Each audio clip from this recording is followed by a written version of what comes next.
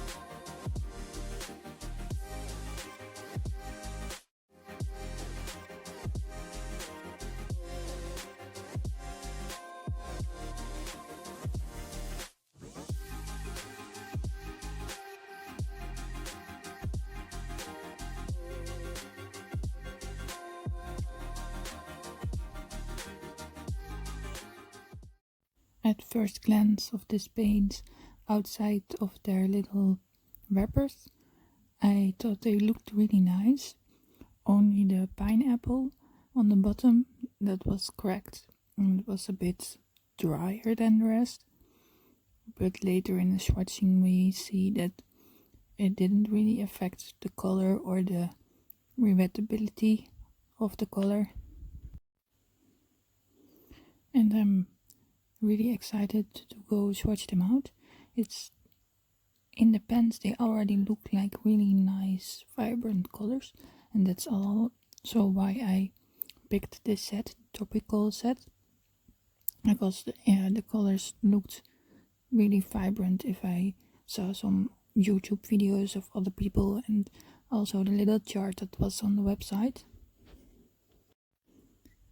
I got my paint pen of the website Handlettering doen we zo.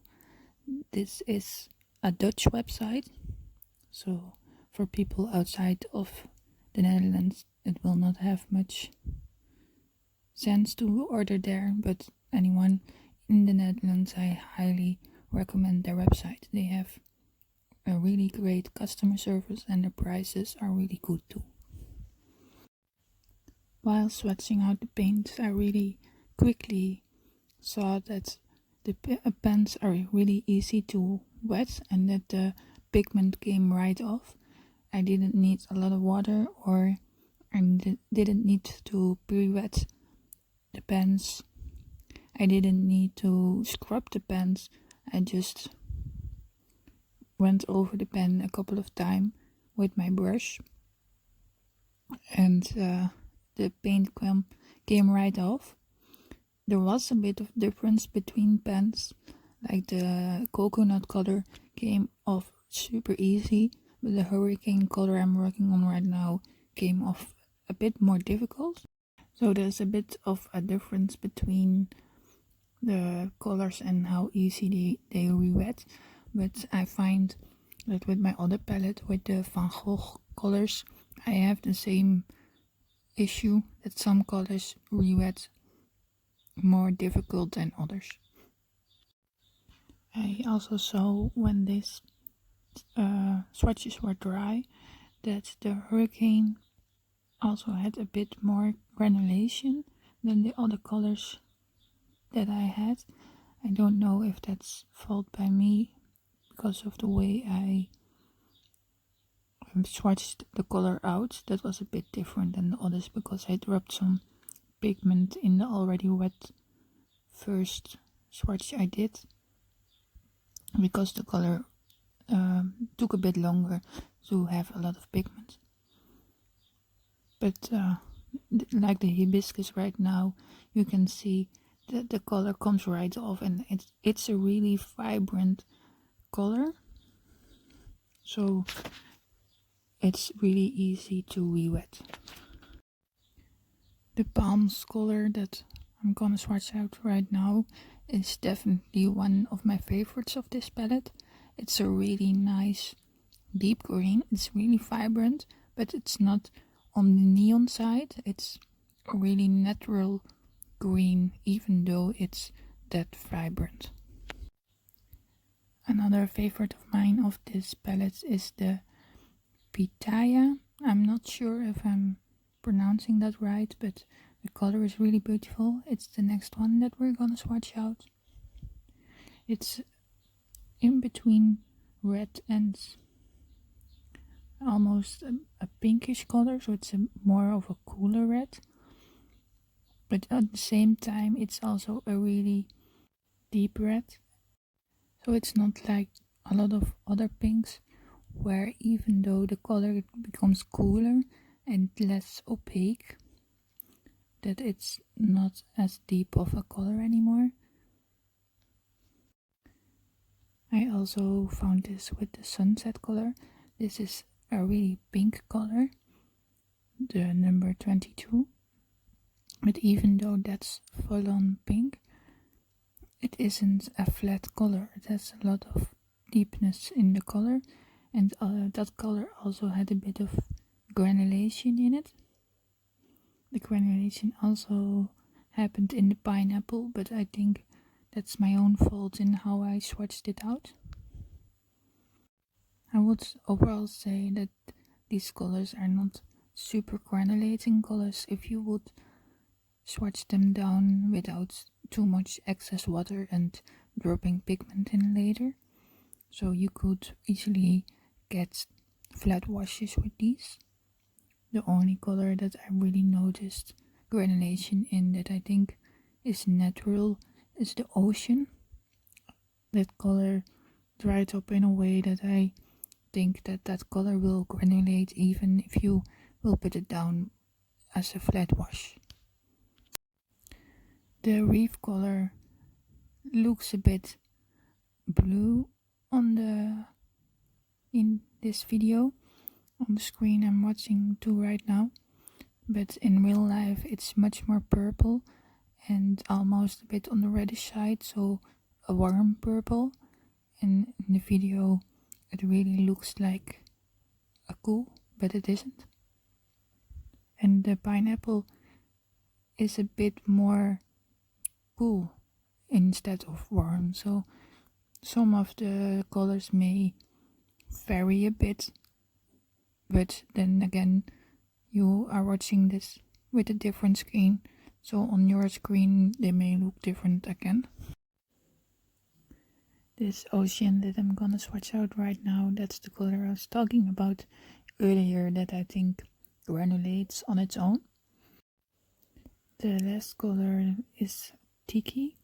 I think this color comes really close to a sepia color, but the sepia I have is a bit more on the gray side, especially if you water it down, and this Tiki color is really much richer and warmer, a bit more on the red side.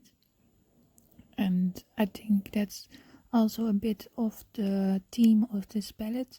It's all rich colors, really vibrant colors, but not neon. The only color that is a bit neon is the hibiscus. All the other colors are really nice natural colors, even though they are this vibrant, and I'm personally looking forward to painting some flowers with them. And that are all the colors that are in the set. I hope you enjoyed watching this video, and I hope to see you in the next. I wanna thank my patrons Hans and Porosu and Allison for supporting me and this channel. I wanna thank you very much for watching. Bye!